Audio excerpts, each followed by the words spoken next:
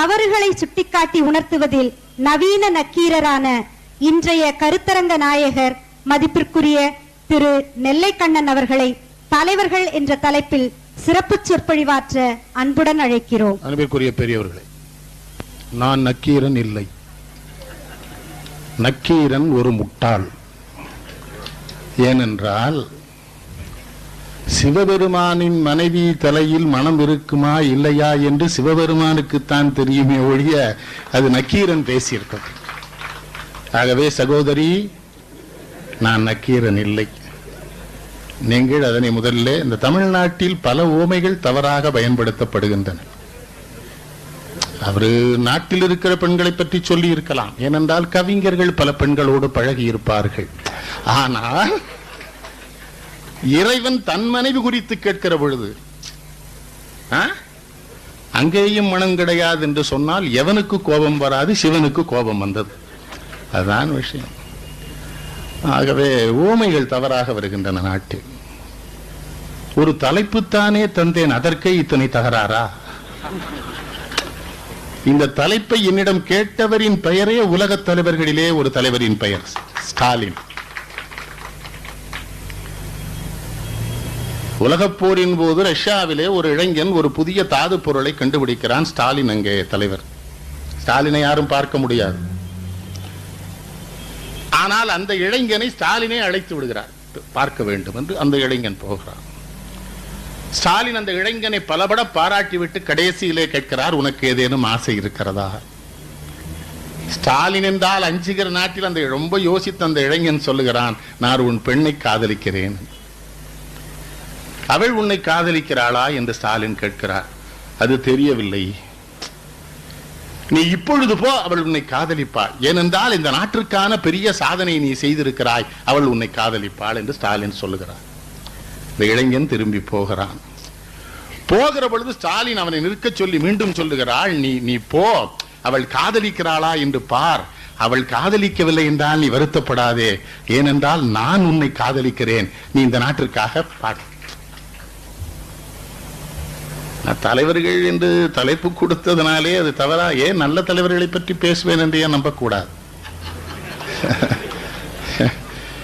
சென்னையே அதிர வைக்கும் என்று எனக்கு தெரியும். அது ஏனென்றால் சென்னை புத்தக கண்காட்சியிலே 2.25 மணி நேரம் பேசினேன். என்னை மறந்து மிகப்பெரிய கூட்டம். அவர்களே ஆச்சரியப்பட்டார். இவ்வளவு அங்கே நக்கீரன் கோபால் என்று கொண்டிருந்தார். லேனா தமிழ்வாணன் கூட்டத்தை என் பிள்ளை பழனி பாரதி வந்திருந்தது, அறிவுமதி, இவர்களெல்லாம் என்னுடைய பிள்ளைகள். நான் ரொம்ப அன்பா இருக்கிறோம். அதனாலதான் வந்திருக்காரு. நாளைக்கு கவியனுங்க இன்னைக்கே அவர் சிற்பி பாலசுப்ரமணியம் அவருக்கு விருது நேற்று கொடுத்தாரு பொள்ளாச்சிக்கு வந்துட்டு. ஒன்றும் தப்பு இல்லை தலைவர்களை பற்றி பேசுவது. எனக்கு இந்த ஸ்டாலினின் மீது எனக்கு அழுக்காரே வராது. பொறாமை வந்திருந்தால் நான் அரசியலில் மந்திரி ஆகியிருப்பேன். பொறாமை வராத காரணத்தினாலே தான் மனிதனாக இருக்கிறேன். ஆகவே ஸ்டாலினின் மீது எனக்கு பொறாமை வருகிறது. ஒரு இளையவர், ஒரு சட்டம் படித்தவர் தன்னை முழுமையாக மக்களுக்காக ஈடுபடுத்திக் கொண்டிருப்பது என்பது இந்த நாட்டிலே நடக்காத காரியம். அதில் இன்னொரு பாராட்டும் கூட, நம்முடைய சில தலைவர்களுக்கு இவருக்கு இடையூறு செய்யாமல் இருக்கிறார்களே இந்த நாட்டில், அது ஒரு பெரிய சிரமம். எவனாவது நல்லவனாக, நாணயமானவனாக, நேர்மையானவனாக, உண்மையானவனாக, உழைக்கிறவனாக, மக்களுக்காக பாடுபடுகிறவனாக இருந்து பெயர் எடுத்தான் என்றால் அவனை முடிப்பதற்கென்றே தலைவர்கள் இருக்கிறார்கள் தமிழ்நாட்டில்.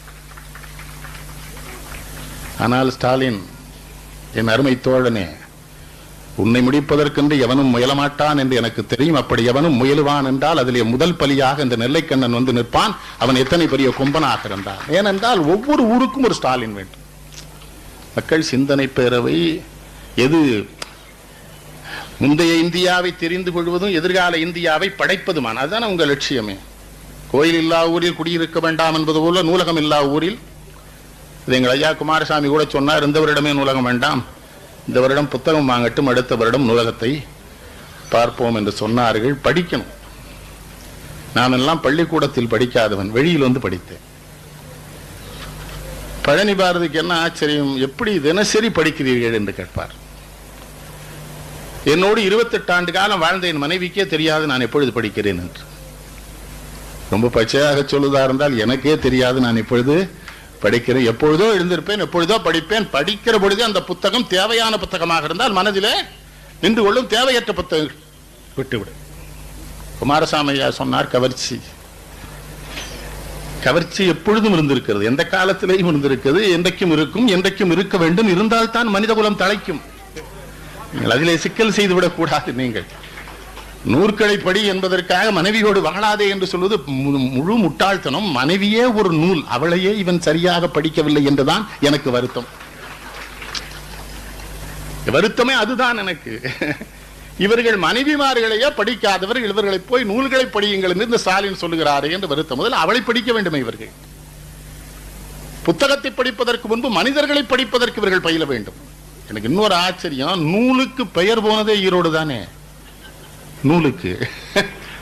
நூலுக்கு பெயர் போன ஈரோட்டில் இவர் நூற்களை அறிமுகம் செய்கிறார். ஒன்று, இந்த ஈரோட்டிலே தான் ஒருவன் தமிழகத்து மக்களை சிந்திக்க வைப்பதற்காக அவன் கைச்செலவிலே 2 4 1 ரூபாய்க்கும் புத்தகம் போட்டு அந்த கிழவனே அதை மேடையிலே அடுக்கி வைத்துக் கொண்டு இதையெல்லாம் நான் புத்தகமாக போட்டிருக்கிறேன், 2 தான் விலை வாங்கு என்று சொன்ன ஒரு வெண்தாடி கிழவன் இங்கே வாழ்ந்தவன் தான். அவனையெல்லாம் மறந்து ரொம்ப நாளாகிவிட்டது. அவன் கற்றுத்தந்த பள்ளிக்கூடத்தில் படித்தவர்களே கையவர்களாக மாறி போனதனாலேயே தமிழ்நாட்டிலே துறவிகள் அதிகமாகி போனார்கள். அவர்கள் சரியாக இருந்திருந்தால் துறவிகளும் வந்திருக்க மாட்டார்கள், தேவையில்லாமல் சிறைச்சாலைக்கும் போயிருக்க மாட்டார்கள், அவர்கள் பத்திரமாக இருந்திருப்பார். அது அவனை மறந்ததனால் வந்த வினை. அவன் யாருடைய சீடன்? எந்த சத்திய சோதனை 27 ரூபாய்க்கு இங்கே வாங்கலாம் என்று அருமை தோழர் ஸ்டாலின் சொல்லுகிறாரோ அந்த சத்திய சோதனை எழுதிய காந்தியடிகளுடைய உண்மை சீடர் தந்தை பெரியார். உண்மை சீடர் என்று நான் சொல்லுகிற வார்த்தையை நீங்கள் டீகோடிட்டுக் கொள்ள வேண்டும். காந்தியின் பெயரில் பலர் இருக்கிறார்கள், ஆனால் அவர்கள் காந்தியவாதிகள் அல்ல. காந்தியின் உண்மையா சீடராக இருந்தவர் தந்தை பெரியார். அதனாலேதான் கள்ளுண்ணா பொழுதில் கழித்தானை காணுங்கால் உள்ளான்கோல் உண்டதன் சோர்வு என்று வள்ளுவ பேராசான் 10 குறட்பாக்கள் எழுதினானே. கள்ளுண்ணாமை என்று மனிதனை, மனிதனின் அறிவை, மனிதனின் எதிர்காலத்தை, மனிதனின் குடும்பத்தை சிதைக்கிற இந்த கல்லை ஒழிக்க வேண்டும் என்று காந்தியடிகள் பாடுபட்ட பொழுது தனக்கு சொந்தமாக இருந்த 2000 பனைமரங்களையும் தென்னமரங்களையும் அந்த பெரியவர் தான் வெட்டி வீழ்த்த சொன்னார். நண்பர்கள் கேட்டார்களாம், ஏன் ராமசாமி அத்தனை வெட்டச் சொல்லுகிறாய், நாம் தான் இறக்கப் போவதில்லையே என்று. அவர் பதில் சொன்னாராம், எனக்கு தெரியாமல் எவனாவது இறக்கினாலும் அது என் கொள்கைக்கு விரோதம். காந்தியடிகளோடு அதான் பெரியார். கதர் துணியை தோளிலே தூக்கிக் கொண்டு அவர் மட்டுமல்ல தன்னுடைய மனைவி நாகம்மையையும் அழைத்துக் கொண்டு ஊர் ஊராக சென்று விட்டவர். என்ன செய்வது, அவரும் அந்த காந்தியடிகளை விட்டு விலகுவதற்கு திருநெல்வேலி மாவட்டம் தான் காரணமாக இருந்தது. சேர்மாதேவி குருகுலம், பிராமண பையனுக்கு தனி சாப்பாடு, மற்ற பையனுக்கு தனி சாப்பாடு என்று வாவேஸ்வரருடைய ஆசிரமத்தில் பிரச்சனை வருகிற பொழுதுதானே அவர் வெளியேறுகிறார். சரி, அவர் தானே தெளிவாக இருந்தார்.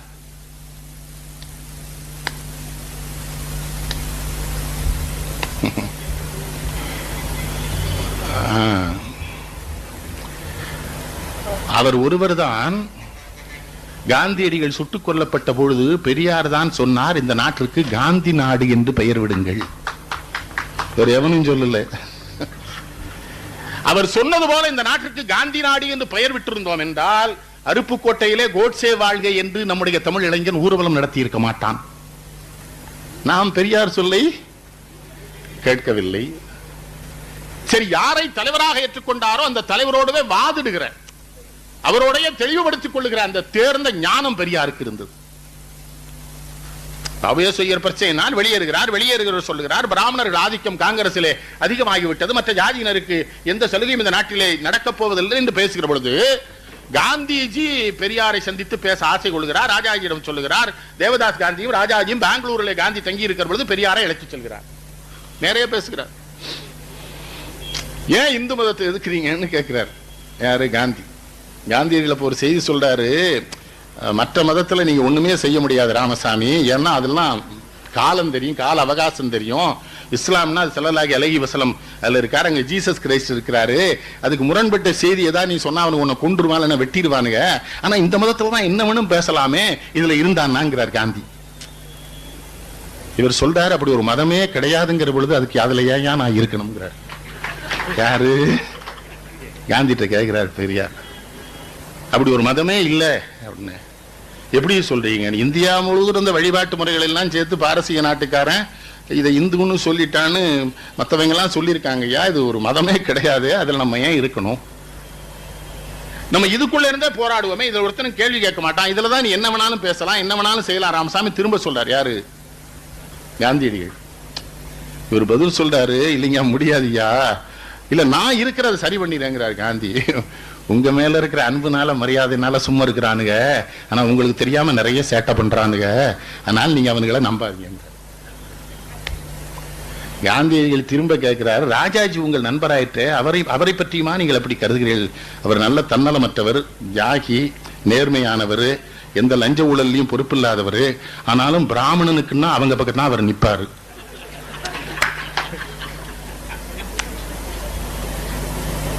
ஏன் ஸ்டாலின், அவரை போல நான் ஒருவனாவது தமிழ்நாட்டிலே பேசுகிறேன் என்று பெருமைப்படுவதனை விட்டு விட்டு அவர்கள் பயந்தார்கள், இவர்கள் பயந்தார்கள், தலைவர்கள் என்று தலைப்பு தந்தவுடனே என்றால் என்ன அர்த்தம்?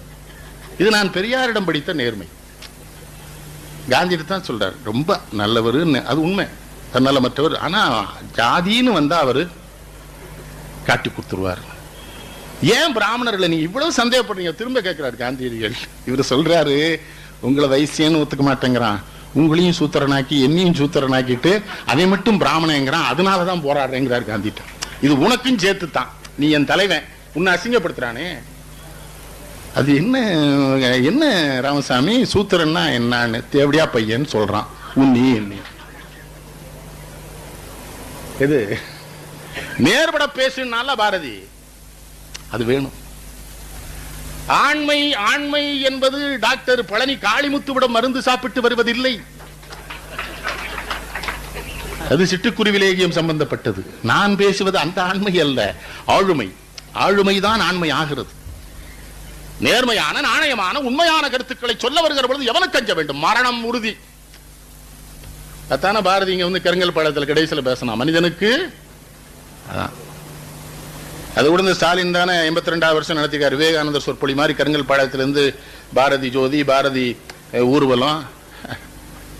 திருநெல்வேலி பாஷையில் அவர் என்ன சொல்லலாம் தெரியுமா? பைத்தியார பையா, பாரதி கருதினா அலைதான். என்னத்தையா லோக்கல்ல வேற விவகாரம் பண்ணி எம்எல்ஏ ஆவானா? இந்த ஸ்டாலின் நாம திருநெல்வேலி அந்த ஊருங்கனால தான் நான் இவ்வளவு திமிரா இருக்கேன். அப்படி இல்லைன்னா அந்த ஊரை வாழ முடியாது, நோண்டிடுவான். அவன் பார்க்கிற பொழுதே பயப்படுற மாதிரி இருக்கணும். அப்பதான் சொல்ல, வேணாண்டா அவன்கிட்ட போகாதடா, அவன் ஏதாவது திட்டிடுவான்டா, ஏதாவது பேசிடுவான்டா, இல்லைன்னா அங்க இருக்க முடியாது, யாரையும் விமர்சனம் பண்ணிடுவானுங்க. பாரதியா இருக்கட்டும் இருக்கட்டும், அவன் ஐயன் சோத்துக்கு இல்லாம செத்துட்டான், இவனுக்கு விழா நடத்துறான். அடுத்து இந்த விமர்சனம் அவன் ரொம்ப ஆபத்தா இருக்கும் திருநெல்வேலியில்.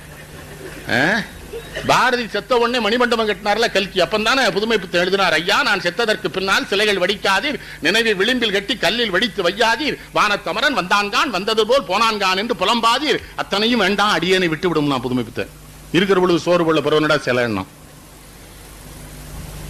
வவுசிய பிச்சை எடுத்தானே சாக விட்டோம். இப்போ சைவ பிள்ளைமார் வீட்டு கல்யாண காயத்திலாம் ஒரு படம் இருக்கு, எங்க ஆளுங்க யார், எங்க நாய்கள், எங்க பிள்ளைமார் என்ற காயம் யாரில்லாம வவுசிமே என்னம்மா நம்மாளுமா செருப்பு பிஞ்சிருண்டுமே, அவன் சோத்துக்கு இல்லாம செத்து போயிட்டான், உனக்கு அப்புறம் நம்மாளுவேன். இந்த நாடு எங்க போயிடுச்சு பாருங்க.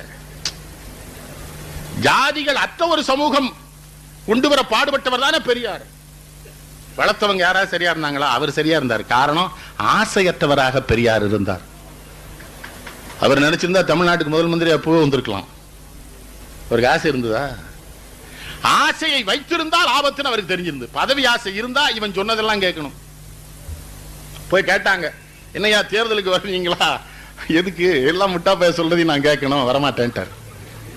எது? நான் 3 தேர்தலில் தோத்துட்டேன்னு சொன்னாங்களே, முட்டாள் சொல்லித்தானே கேட்டு நின்னேன் தேர்தல். எனக்கு வழிகாட்டினவன் பூரா முட்டாள் தானே. அவன் தான் கூட்டிட்டு போனான், அவன் தான் ஓட்டு கேட்க சொன்னான், கேட்டேன். அங்க கும்பிடு நான் கும்பிட்டேன், இங்க கும்பிடு நான் கும்பிட்டேன், தெற்க கும்பிடு வடக்க கும்பிடுன்னா கும்பிட்டேன், எல்லா சாமியார் காலையும் விழுந்து கும்பிட்டேன், கிறிஸ்தவ சாமியார் காலில் விழுந்து, நம்ம சாமியார் காலில் விழுந்து, பள்ளி வாசல்ல அவங்க தொழுகை நடத்தினா உட்கார்ந்து கேட்க, அவன் தோக்க தொழுகை நடத்துறானா ஜெயிக்க தொழுகை நடத்துறானா தெரியாமலே உட்கார்ந்து கேட்டு. இந்த இந்த இந்த பெரியார் அறிவு எனக்கு இருந்திருந்தா நான் இவ்வளவு அசிங்கப்பட்டிருக்க வேண்டாம்ல. என்னங்கய்யா, இருட்டுக்குள்ள எரும மாட்டையெல்லாம் கும்பிட விட்டானுங்க.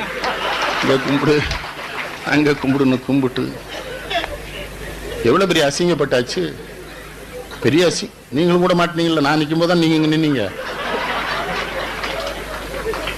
இந்த பெரியார் அறிவு நமக்கு வரல. அப்போ வந்திருந்தா அதில் மாட்டிருக்க மாட்டேன். தினமும் நம்ம சட்டப்பேரவையில் போய் பெரிய சங்கீதங்கள்லாம் ஒன்றும் பூரா அங்கே ஆமான்னு சொல்றவனுக்கு தான் ஆமா, இல்லைன்னா இல்லை. அங்கே எவன் போய் பேசுறான்? அறிவுக்கு அங்கே எங்க மரியாதை இருக்குது? அங்க சட்டப்பேரவை உறுப்பினரான எத்தனை நூல் படிச்சிருக்க? உனக்கு உலக வரலாறு தெரியுமா? இந்திய வரலாறு தெரியுமா? தமிழ்நாட்டு வரலாறு தெரியுமா? தமிழர்கள் வரலாறு தெரியுமா? தமிழ் வரலாறு தெரியுமா? தமிழிலே எவனெல்லாம் அறிஞர் இருந்தான் வழிதா எவன் வழிகாட்டினான்? கை தூக்கணும். எதிர்கட்சி அவங்களுக்கு இந்த கட்சி சிலவர் அதில் தூங்கிருந்தான். அங்கேயும் போய் இந்த பஸ்ல ஏறி உட்கார்ந்தவனே டிக்கெட் எடுக்காம தூங்குவான். அந்த கம்பெனி பல பேர் சட்டப்பேரவை உறுப்பினரா. நம்ம நல்ல வேற 3 தடவை தப்பிச்சிட்டோம்னு தான் சொல்லணும். அதை அதோட விட்டுட்டேன். என்ன கூப்பிடாங்கடா அரசியலுக்கு, நமக்கு இது ஒன்றும் சரியா தெரியல. ஒரு பேரூராட்சி மன்ற தலைவர் வீட்டுக்கு காலையில கூட்டு போயிட்டானுங்க என்ன ஓட்டு கேட்கணும். அவன் மாட்டுக்கு கழனி வச்சுட்டு இருக்கான் ஏழை. இவன் அண்ணாச்சி வந்திருக்காருன்னா திரும்பினான், வேட்டியை விட்டுட்டு என்னை கும்பிடுறான். நானும் அவனை கும்பிட்டேன். என்ன பண்ண முடியும்? அவனுக்கு ஒரே மகிழ்ச்சி. என் மனைவிக்கு பிறகு என்னை முழுமையாக பார்த்த வேட்பாளர் இவர் என்பதனால் என் வாக்கு இவருக்கு தான். இது இதைத்தான் தந்தை பெரியார் சொன்னார். இந்த முட்டாள்களிடம், இந்த மூடர்களிடம் போய் நான் வாக்கு கேட்டேன் என்றால் இவனுக்கு நான் என்ன சொல்ல கருதுகிறேனோ, எதை சொல்லி இவனை வழிநடத்த நினைக்கிறேனோ, எந்த இடத்திற்கு இவனை கொண்டு செல்ல நினைக்கிறேனோ அங்கே என்னால் இவனை கொண்டு செல்ல முடியாதுன்னார். வரமாட்டேன்ட்டார். எப்படியால அவரு காந்தி நாடுன்னு பேரு. அது மட்டும் இல்ல, வைக்கம் கேரளாவுக்கு போக முடியுமா? அந்த போராட்டத்தில் தந்தை பெரியாரோடு போனவர் பெருந்தலைவர் காமராஜ். காந்தியடிகளுக்கு 3 சீடர்கள் தமிழ்நாட்டில். தந்தை பெரியார் ஒண்ணு, தோழர் ஜீவானந்தம் ஒண்ணு, தலைவர் காமராஜ். ஏன்னா வஉசி காந்திக்கு எதிர்முகாம், அவரு பாரதி இல்லாம எதிர்முகாம். அதுல பெரியார் இவ்வளவு தெளிவா. சரி, எந்த மேடையிலாவது தன்னோடு முரண்பட்டு இருக்கிற எந்த தலைவர்களையாவது அநாகரிகமா பேசியிருப்பாரா? ராஜாஜி இறந்து போறாரு, இவர் கண்ணீர் வடிச்சிட்டு செகண்ட் நாற்கால போய் ராஜாஜிய என்கிட்ட கூட ஒருத்தன் கேட்டான், ராஜாஜி சாமியே இவர் சாமியே இல்லை இல்லைங்கிறாரு எப்படி? நான் சொன்ன சாமி இருக்குன்னு சொன்னாலும் 93 வயசுல இருந்தான், இல்லைன்னு சொன்ன இவரும் 93 வயசுல இருந்துட்டாரு. அதனால அவன் இருக்கானா இல்லையான்னு எனக்கு குழப்பமா இருக்கு இப்போ. ஏன்னா கும்பிட்டவனும் 93 தான், கும்பிடாத ஆளு இல்லவே இல்லைன்னு 93 தான். கும்பிட்டவன் முன்னால போயிட்டான், கும்பிடாதவர் பின்னாலதான். எனக்கு ஒன்னும் புரியல. நான் ஏன் தலைவர்கள் தலைப்பு கொடுத்தலாம்? பெரியார் திருநெல்வேலிக்கு வர்றார், கடைசி கூட்டம், 93 வயசு. ஒரு ஜாதியை குறித்து அவர் தவறாக பேசிவிட்டார் என்று ஒரு மிகப்பெரிய பரபரப்பை தென் மாவட்டங்களில் ஏற்படுத்தி மதுரையில் கூட்டத்தில் கலாட்டா பண்ணி மதுரை முத்து போய் முன்னால் இந்த கலவரத்தோடு திருநெல்வேலிக்கு பேச வர்றார். அப்ப தமிழக முதலமைச்சர் அவர் மேல பற்றுக்கொண்டு நிறைய காவல்துறை பாதுகாப்பு, தலவாமலையார் வீட்டுக்குள்ள மேஜிஸ்ட்ரேட்டை கொண்டு வச்சாச்சு, ஷூட்டிங் ஆர்டர் கொடுக்கணும். பெரியாருக்கு ஆபத்து வந்தார். இவர் அந்த நார்கட்டிலோட தூக்கி கொண்டு மேடல வைக்கிறாங்க. என் வாழ்க்கையில் அதெல்லாம் மறக்க முடியாத சம்பவம். எடுத்த உடனே சொல்றாரு, போலீஸ்காரன் பூரா போ. இப்ப 10 பேர் கூடுற கூட்டத்துக்கு ஏன் போலீஸ் பாதுகாப்பு இல்லைங்கிறான் நம்ம தலைவர்கள். இவனுக்கு இருக்கதே 10 பேர் தான். மேடையில 100 பேர் இருக்கான், கீழே 10 பேர் தான் இருக்கான். ஏன் போலீஸ் பாதுகாப்பு தரவில்லைன்னு இருக்கான் இவன். உனக்கு எதுக்குடா பாதுகாப்பு? உன்னதான் ஒரு வயலும் கேட்க வரலையே. அந்த கிழடு 93 வயசுல அந்த சிங்கம் சொல்லுது மேடையில, போலீஸ்காரெல்லாம் போ. அதோட நிறுத்தல ஸ்டாலின், போனா தான் பேசுவேன். அந்த மேஜிஸ்ட்ரேட் ஐயா போ சொல். எவனுக்காக பாடுபட்டனோ, எவனுக்காக போராடினானோ அந்த தமிழனே என்னை அடிச்சு கொண்டான்னா கொல்லட்டும், அது வரலாற்றுல இடம் பெறட்டும். போலீஸ் போனா தான் பேசுவேன்னாரு. அவ்வளவு போலீஸும் மேஜிஸ்ட்ரேட்டும் போனதுக்கு அப்புறம் தான் அவர் பேசினாரு. அப்படி ஒரு ஆண்மையுள்ள தலைவனை காட்டுங்கள் நீங்கள் எனக்கு. இவங்க ஆட்சியில இருந்தா அவங்க பாதுகாப்பு கொடுக்கலங்கிறாங்க. அவன் 93 வயசு. ஒரு 2 வயசு குழந்தைய கொண்டு அறிமுகப்படுத்துங்க, எழுந்திருச்சுன்னு வணங்குவார். ஒரு மேடையில தேசிய கீதை எசைச்சிட்டாங்க போல, இவற்றை சொல்லல. வீரமணி எல்லாம் சண்டை வீரமணிட்ட தூக்கி நிறுத்துங்கிறார். என்ன ஏன் சொல்லல நீங்க? என்ன அது மாதிரி தோழர் ஜெயகாந்தன் திருச்சியில ஒரு கூட்டம் தந்தை பெரியார் கடுமையாக பிராமணர்களை விமர்சித்து பேசுகிறார். பேசி முடிச்ச உடனே தோழர் ஜெயகாந்தன் அந்த மேடையில அவருக்கு பதில் சொல்லிவிடுறார். என்ன பண்பாடு பாருங்க தலைவர்னா. திருச்சி திராவிட கழக மக்கள் பெருத்த இடம், நிறைய கருப்பு சட்டை போட்டவங்க இப்பவுமே இருப்பாங்க. கூட்டத்துல இருந்து சலசலப்பு வருது. பெரியார் மைக்கில் சொல்றாரு, நம்ம கருத்து நம்ம சொன்னோம், அவங்க கேட்டாங்கோ, அவங்க கருத்து அவர் சொல்றாரு கேளுன்னாரு. சில தலைவனுக்கு அந்த பத்திரிகை படிக்காத இந்த பத்திரிகை வாங்காதங்கிறானே, நம்ம அவன் சொல்லட்டும். சொல்லி முடிச்சோடனே தோழர் ஜெயகாந்த் விரதம் கேட்கிறார். அவர் இறங்கி வெளியில வந்துட்டார். பிறகு விவரம் கேட்டா ஜெயகாந்தன் சொல்றாரு, நீங்க பிராமண பிள்ளையான்னு கேட்டாராம். இவர் இல்லைன்னாராம். ஜெயகாந்த மண்டபத்தை விட்டு வெளியேறதுக்குள்ள பெரியார் மைக்கில் சொல்றாரு, நமக்கு பதில் சொன்னது நம்ம பிள்ளைங்க, பிராமண பிள்ளை இல்லைங்கிறார். இது அதான் தவத்திரு குன்றக்குடி. அவரு இங்க ஈரோட்ல திருவிக்கா வந்து தங்கியிருக்காரு. ஈரோட்ல இவர் வீட்டுல திருவிக்கா செய்வேன், நல்ல குளிக்கணும், திருநீர் விடணும், தேவாரம். இவர் வீட்டுல அவர் காலையில காவிரி ஆத்து குளிக்க போயிருக்காரு. இவர் கம்பெனி குளிக்கிறதுக்கு இல்ல, அவர் குளிக்கிறது பாக்குறதுக்கு.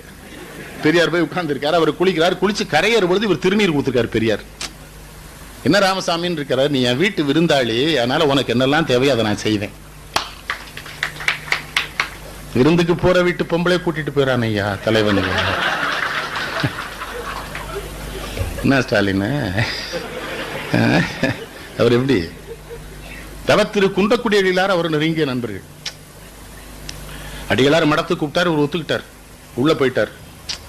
அது மடத்து சம்பிரதாயம், பூர்ணகும்ப மரியாதை வச்சு இவருக்கு பரிவட்டம் கட்டி திருநீர்லாம் கொடுத்து இவர் அவ்வளோத்தையும் வாங்கிட்டு உள்ள போறார். வீரமணிக்கெல்லாம் கோபம், என்ன அந்த ஆள் பிள்ளம் பண்றார். ஒன்னும் சொல்ல பதில் சொல்லியிருக்காரு கூட இருந்த தோழர்களுக்கு, அந்த மடத்துக்கு வர்றேன்னு நான் ஒத்துக்கிட்டேன், அந்த மடத்துக்குள்ள போகிற பொழுது அவனுடைய சட்டத்திட்டங்கள் எதுவோ அதை நான் மதிக்கிறதாண்டா சுயமரியாதை, அடுத்த மரியாதையை பாதிக்கிறது தவறு, அதுக்கு தான் போனேன். ராத்திரி கூட்டத்துல மடம்னா என்னன்னு சொல்றேன்ட்டார். அது ராத்திரி கூட்டத்துல சொல்றாரு, மடத்துல என்னமா சாப்பிடானுங்கோ, நான் சாப்பாடியா எப்படி ஆளு. நடராஜர் சிலை முன்னால இவரை கொண்டு விட்டுருக்காங்க பெரியார. இப்ப நாங்க என்ன பண்ணுவோம், குனித்த உருவமும் கொம்பை செவ்வாயிருக்கும் என் சிரிப்பும் பறித்த சடையும் பவழம் போல் வேணியர் பால் வண்ணீரும் இனித்தமுடைய எடுத்தவர் பாதமும் காணப்பெற்றால் மனித்த பிறவி வேண்டுவதை இந்த மாநிலத்தை ஒன்றியிருந்த நன்மைகள் உந்தவர்க்கோர் ஊனமில்லை கண்டிய காலனை காலால் கடிந்தான் அடியவர்காய் சென்று தொழுமெங்கள் தில்லையுள் சிற்றம்பலத்து நட்டம் என்று வந்தா என விளம்பும் எம்பெருமா, அப்படித்தான் பாடுவோம் நாங்க. அவற்றை இது ஆனந்த தாண்டவன் இருக்கான். சரிதான்ட்டார், ஆனந்த தாண்டவன் தான். அடியில் ஒருத்தன் கிடக்கானே அவன் தான் நம்ம ஆளு, மேல ஆடுறவன் வேறன்ட்டார். என்னது எது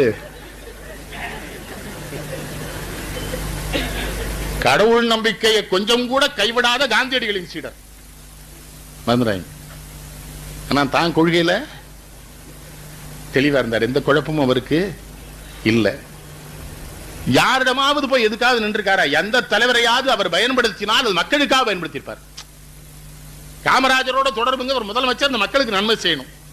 யார் முதலமைச்சரோ அவரோட தொடர்பு வச்சுக்காரு, மக்களுக்கு இவங்களை வச்சு. அப்ப கூட ஒரு தடவை சொல்றாரு, ஏன் ஆளுங்கட்சி வந்தவங்களை எல்லாம் ஆதரிக்கீங்கன்னா, இந்த பாரு நான் வர முடியாதுன்னு, வந்தவனை நம்ம சரி பண்ணலன்னா அதையும் கூட்டிட்டு போயிருவான் நம்பர்.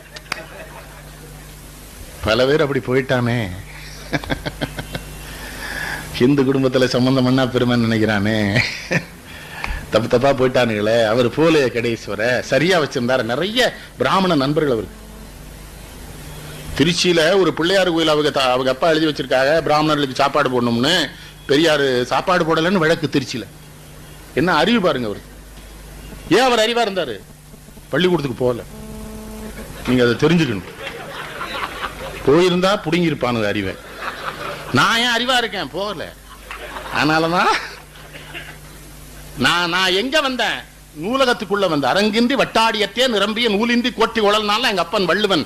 மேடைக்கு பேச வரையாடா, அரங்கத்துக்கு வர்ற வட்டு இல்லாம விளையாட முடியுமா, அது போல நிரம்பிய நூல், நிரம்பிய நூல், சகலவிதமான நல்ல செய்திகளோடு நிரம்பிய நூலை கற்காதவன் மேடைக்கு வர முடியாதுன்னு வள்ளுவர் சொல்லிட்டார்ல. படிச்சார் அவரு பெரியார். எத்தனை சிந்தனை அவர் செய்தியில் சொல்லிட்டே போலாம். அவர் தலைவர். இப்ப அப்படி யாராவது தலைவர்கள் இருக்காங்களா?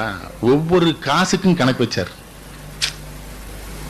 ஒவ்வொரு பைசா சம்பாதிச்சாலும் பொதுமக்கள் பணம் சொன்னார். சிக்கனம், கடுமையான சிக்கனம். அது இந்த நாட்டு மக்களுக்கு கற்றுத்தந்த பாடம்.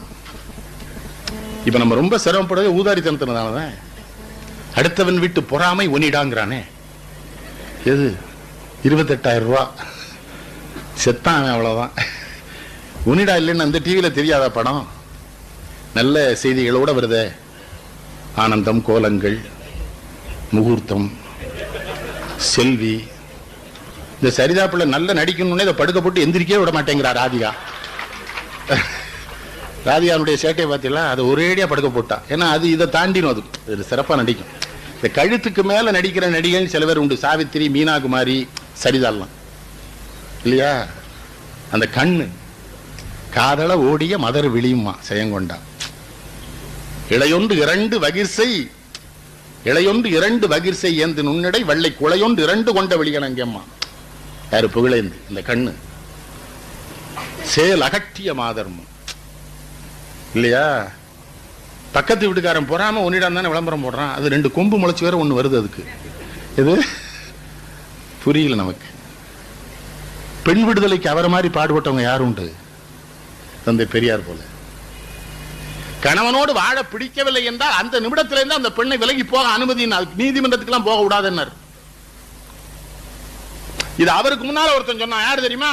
யாரு? எட்டயபுரத்து கவிஞன் பாரதி சொன்னா. எல்லாருமே பாரதி கவிதைகள் மட்டும் படிக்கிறீங்க, கட்டுரைகள் படிக்கணும். கட்டுரையில் எழுதுறான், இள வயதில் பெண்ணை திருமணம், ருதுவாவதற்கு முன் பெண்ணை திருமணம் செய்து வைக்காதே. திருமணம் ஆனதற்கு பிறகு பெண் கணவனை பிடிக்கவில்லை என்றால் அந்த கணமே விலகி வாழ அனுமதி. பெண் திருமணமே வேண்டாம் என்று சொல்லுகிறாளா, விட்டுவிடு. பெண் ஒரு நிறுவனத்திற்கு தலைமை தாங்கி நடத்துகிறேன் என்கிறாரா, அனுமதி தா. ஆண்களோ பெண்களோ விதவைகளாகிவிட்டால் அவரவர்கள் வயதுக்கேற்ற ஆணையோ பெண்ணையோ திருமணம் செய்து கொண்டு வாழுங்கள். மனைவி இறந்து விட்டால் கணவனுக்கு உடலெச்சை தீர்ந்துவிடும் என்றும், கணவன் இறந்து விட்டால் மனைவிக்கு உடலெச்சை தீர்ந்து விடும்படியாகவும் கடவுள் உங்களை படைக்கவில்லை. ஆகவே இவ்வளவு அவன் சொன்னான். யாரு? பாரதி. அவரவர் நினைவச்சிருக்கிறாரு ஸ்டாலின். இங்க வந்து அவர் மரணத்தை பத்தி பேசிருக்கிறார். அதான கருங்கல் பாளையத்தில் கடைசி அவன் ஆணையிட்டு அடிபட்ட அப்புறம் வந்து பேசிட்டு போயிருக்கான். அப்புறம் தான் இறந்திருக்கான்.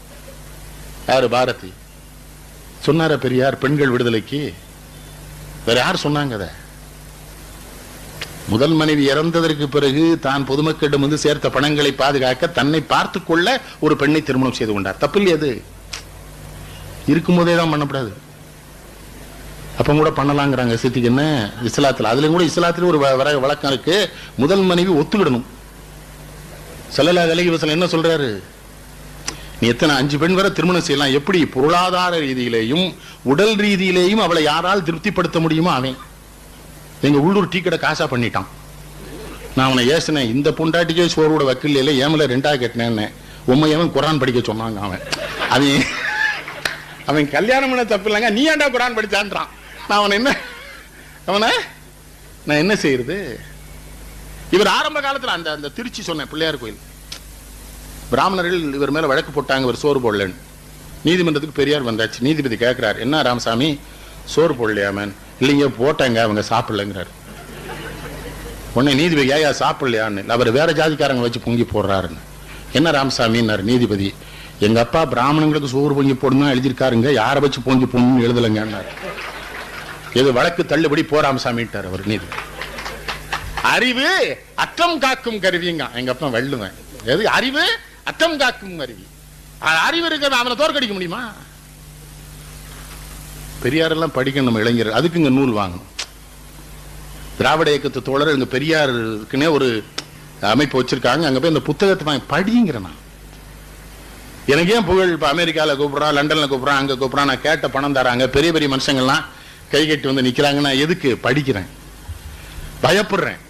ஸ்டாலின் என் மேல இவ்வளவு அன்பு வச்சிருக்கிறாரு, அண்ணன் நவநீத அன்பு வச்சிருக்கிறாரு, குமாரசாமி அன்பு வச்சிருக்காரு. எனக்கு என்ன பயம் வருது தெரியுமா? ஐயோ இவங்க எல்லாம் அன்பு வச்சிருக்காங்கன்னே படிக்க வேண்டியது. நான் என் வண்டியில இப்போ இந்த இருட்டுக்கடை அல்வா வச்சிருப்பேன், நண்பர்களுக்கெல்லாம் கொடுப்பேன். இந்த திருவேங்கி மேல சரவணன் இருக்கிறானே நம்ம குமுதத்துல, அவன் என்ன பண்ணிவிட்டான், இது அவனும் அந்த போட்டோகிராஃபரும் சேர்ந்து அல்வா கண்ணன் ஒரு செய்தி போட்டு விட்டான். யார் வந்தாலும் அவரு அல்வா கொடுத்துருவாரு இருட்டுக்கடையில். இப்ப அவன் எழுதுனதுனாலே இப்ப நான் வாங்கி வச்சுக்கிட்டாலே வேண்டியிருக்கு. நம்ம அதை ஒரு செய்திக்கு சொல்றேன். அவன் எழுதிட்டான் வாங்கி. அது போல இவர்கள் எல்லாம் பாராட்டுகிறார்கள், இவர்கள் புகழ்கிறார்கள். இத்தனை பேர் வந்து காத்து கிடக்கிறீர்கள் என்பதற்காக நான் இரவு பகல் பாராமல் படிக்க வேண்டி இருக்கிறது, தேடி தேடி படிக்க வேண்டி இருக்கிறது, படித்தவற்றை சேமிக்க வேண்டி இருக்கிறது, சேமித்து வைத்ததை சிந்தனைக்கு கொண்டு வர வேண்டி இருக்கிறது, சிந்தனைக்கு கொண்டு வருகிற பொழுதே அதை நாட்டு நடப்போடு பிணைத்தும் உங்களுக்கு தர வேண்டி இருக்கிறது. படி. நான் இளைஞர்கள் சொல்றேன், பள்ளிக்கூடத்தில் படிக்கணும்னு கட்டாயமே கிடையாது. இதை வாங்கி படி. ஆசிரியர்கள் இதெல்லாம் சொல்லி தர மாட்டாங்க. இந்த புத்தகம்லாம் வாங்கி படின்னு அவங்க சொல்லுவாங்களா? அவங்க தான் படிக்க மாட்டாங்களே, பிறகு உன்கிட்ட சொல்ல போறாங்க அவங்க. அவங்க இந்த சிலபஸோட சரி 20 குறள்னா 20 குறள், எது 2 குறுந்தொகை பாட்டு, ஒரு பாரதியார் பாட்டு, முடிஞ்சு போச்சு. 100க்கு 100 மதிப்பெண் தான். தமிழ்ல 100க்கு 100லாம் போடவே மடங்காரை, அரைமாகாணி, முண்டாணிலாம் கழிச்சு, அதானே அது ஆசிரியர்கள். பட்டுக்கோட்டை என்ன சொன்னா, பள்ளிக்கூடம் இல்லாத ஊருக்கு பயணம் போறேன்டா, வெளியே படிக்க வேண்டியது நிறைய இருக்கு, படிச்சுட்டு வரேன்டான்னா. கண் திறந்ததுன்னு ஒரு படம் வந்தது, மாஸ்டர் வியாசன் ஒரு பையன் அதில் நடிச்சான். அவன் அந்த கழுத மேலே ஏறிட்டு போவான். அப்பதான் வெள்ளிமுக்கு குதிரை மேலே ஏறிட்டு எங்கடா, அதுக்கு பாட்டு, பள்ளிக்கூடம் இல்லாத ஊருக்கு. கலைவாணர் என்.எஸ். கிருஷ்ணன் ரொம்ப புகழ்பெற்ற பாடல் பாடினார்ல, பாடல்கள். அந்த பாடலை பூரா எழுதுனவர் யாரு?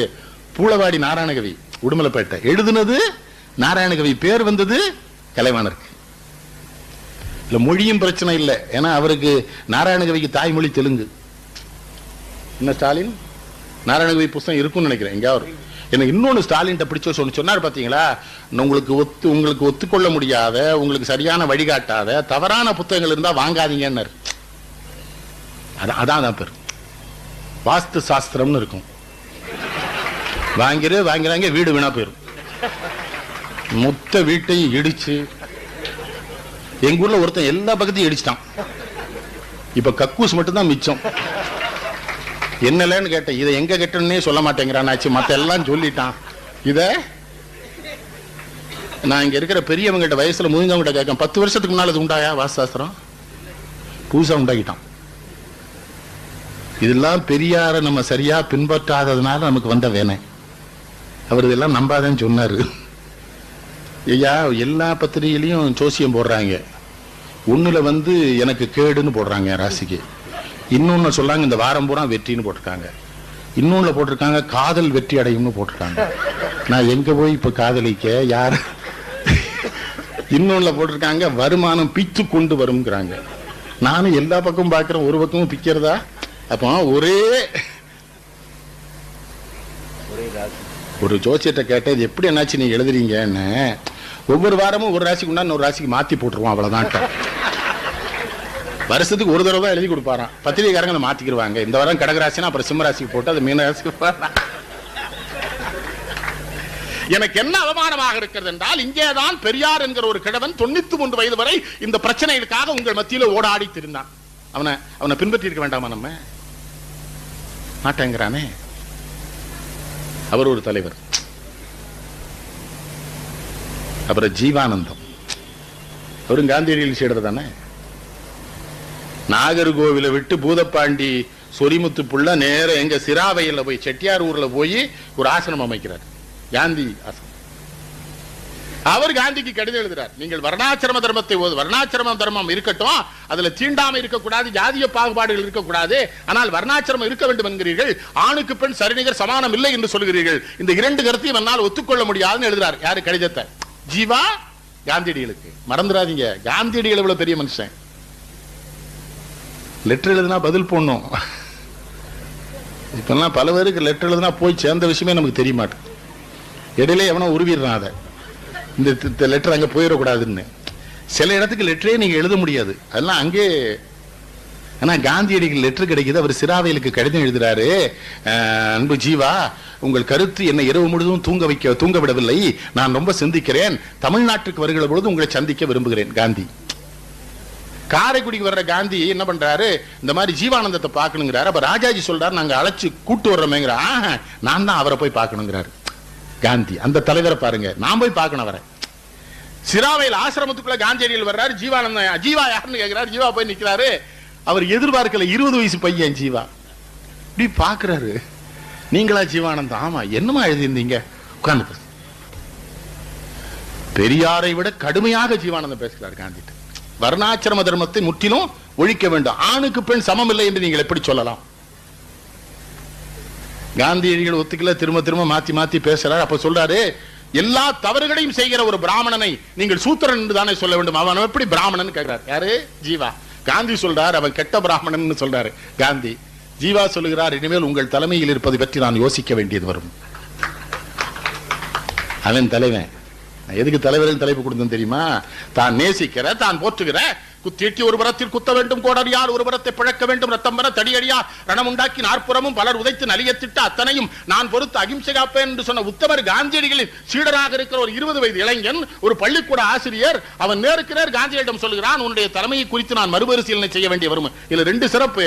இவனுக்கு சொல்லுகிற தைரியம் வந்தது, கேட்டுக்கொள்ளுகிற பக்குவம் காந்தியடிகளிடம் இருந்தது. இப்ப நான் நினைவு கம்பம் நட்டுருவான் அவனுக்கு. வட்ட செயலாளர் கொண்டு விடுவான் அவனை. தலைவர் யாடா எடுத்து கேட்கிற நீ கதை? காந்தியடிகள் திரும்ப போய் கடிதம் எழுதுறார் ஜீவா. என்ன தலைவர்கள்? ஜீவானந்த், டி.கே. பாலச்சந்திரன் ஒரு நடிகர் இருந்தார் கம்யூனிஸ்ட் கட்சியில. ஸ்டாலின் தெரியும் தானே? அவரு வீட்டுக்கு வர சொல்லி இருக்கிறார் ஜீவானந்தத்தை. இவர் வேக வேகன்னு ஒரு வெயில நடந்து போயிருக்காரு ஜீவா, கையில பெரிய பையோட. பாலச்சந்திரன் மேல இருந்து பார்த்து ஓடி வந்து, என்ன ஜீவா வரும்போது ரிக்ஷால வந்திருக்கலாம்னு, அதுக்கு காசு இருந்தா தான் நான் பஸ்ல வந்திருப்பேன் இருக்காரு. தாம்பரத்துல இருந்து நடந்தே போயிருக்காரு. கையில ஒரு பெரிய கட்டி இருந்திருக்கு, பாலச்சந்திரன் காமிச்சிருக்காரு. பாலச்சந்திரன் நான் மருத்துவமனைக்கு அழைச்சிட்டு போறேன்னு சொன்னா, நீங்க எல்லாம் செலவழிக்க கூடாது, நான் பாத்துக்கிறேன். எப்படி ஆளு? ரயில்ல இரவு முழுக்க ரயில பயணம் செஞ்சிருக்காரு. பசி இருந்திருக்கு, சாப்பிட இருந்தாள் ஜீவா. கையில பணம் இருக்கு.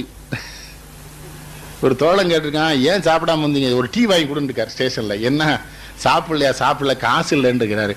கையில காசு வச்சிருக்கிறீங்களா? அது கட்சி தோழன் வசூல் பண்ணி கொடுத்த காசு, அது கட்சி அலுவலகத்துல சேர்க்கணும், அதை தொடக்கூடாது. ஜீவானந்தம். எங்க ஊர்ல பையன் கேட்கான், இப்படிலாம் இருந்தானுங்களா என்னாச்சு? எல்லாரும் சேர்ந்து கொன்னுட்டீங்களா அவங்களை எல்லாம் கேட்கறான். அடுத்த கேள்வி இதை போடுறான், நீங்க எல்லாரும் சேர்ந்து அவங்களை எல்லாம் ஒழிச்சு போட்டு கண்டவனை எல்லாம் கொண்டு எங்கள்கிட்ட காமிச்சு விட்டீங்களேங்கிறான். எப்படி? பெருந்தலைவர் காமராஜர் தமிழகத்தினுடைய முதலமைச்சர் தாம்பரம் பகுதிக்கு அவ்வை தொடக்கப்பள்ளிய கட்டிடத்தை திறந்து வைக்க காமராஜர் போறார். காரை நிறுத்துறாரு. எப்பா ஜீவா அங்கதானே இருக்கிறான், எங்க இருக்கிறாங்கிறார். இங்கதான். அவர் இறங்கி வேட்டியை மடிச்சு கட்டி சாக்கடையெல்லாம் தாண்டி போனா இவர் படுத்திருக்கிறார், உடல் சரியில்லை. என்ன காமராஜுங்கிறாரு.